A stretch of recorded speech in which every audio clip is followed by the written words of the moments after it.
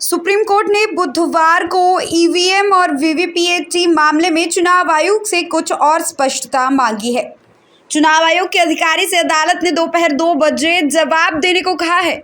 सुनवाई के दौरान सुप्रीम कोर्ट ने जानना चाहा है कि माइक्रो कंट्रोलर कंट्रोल यूनिट में होता है या वीवीपीएटी में। Micro controller one time programmable होता है या उसे दोबारा प्रोग्राम कर सकते हैं। आपके पास सिंबल लोडिंग यूनिट कितने हैं? आप डेटा 30 दिन तक सुरक्षित रखते हैं या 45 दिन? और ईवीएम की तीनों यूनिट की क्या एक साथ सीलिंग होती है या कंट्रोल यूनिट और वीवीपीएटी को अलग रखा जाता है? सुप्रीम कोर्ट ने इस मामले में 18 अप्रैल को सुनवाई पूरी कर ली थी, लेकिन जजों ने कुछ और पहलुओं पर स्पष्टीकरण की जरूरत समझी है। याचिकाओं में सभी वीवीपीएटी पर्चियों को गिनने की मांग की है। कोर्ट ने चुनाव आयोग के लिखित जवाब और एफएक्यू को देखने के बाद कुछ और पहलुओं को समझने की जरूरत मानी है। इसका मतलब ये नहीं है कि फैसला आज ही 2 बजे आ जाएगा। बता दें कि इससे पहले सुप्रीम कोर्ट में गुरुवार को ईवीएम और वीवीपीएटी मामले पर सुनवाई की थी। इस दौरान देश की शीर्ष अदालत ने चुनाव आयोग से कहा था कि चुनावी प्रक्रिया में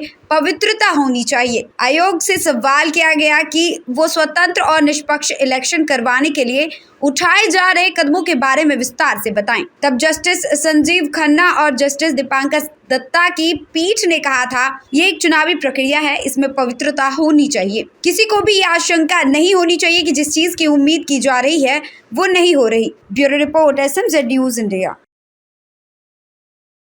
सुप्रीम कोर्ट ने बुधवार को ईवीएम और वीवीपीएटी मामले में चुनाव आयोग से कुछ और स्पष्टता मांगी है। चुनाव आयोग के अधिकारी से अदालत ने दोपहर 2 बजे जवाब देने को कहा है।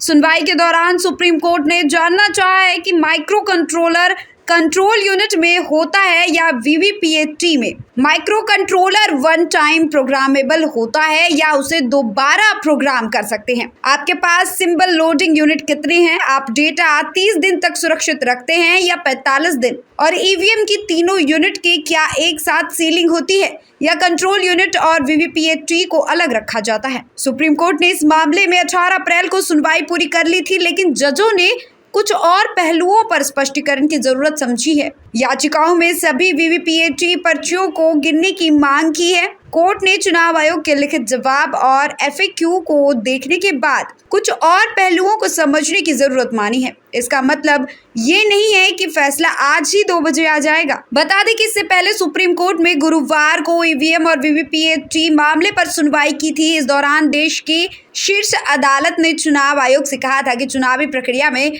पवित्रता होनी चाहिए। आयोग से सवाल किया गया कि वो स्वतंत्र और निष्पक्ष इलेक्शन करवाने के लिए उठाए जा रहे कदमों के बारे में विस्तार से बताएं। तब जस्टिस संजीव खन्ना और जस्टिस दीपांकर दत्ता की पीठ ने कहा था, ये एक चुनावी प्रक्रिया है, इसमें पवित्रता होनी चाहिए। किसी को भी यह आशंका नहीं होनी चाहिए कि जिस चीज की उम्मीद की जा रही है वो नहीं हो रही। Bureau report, SMZ news India.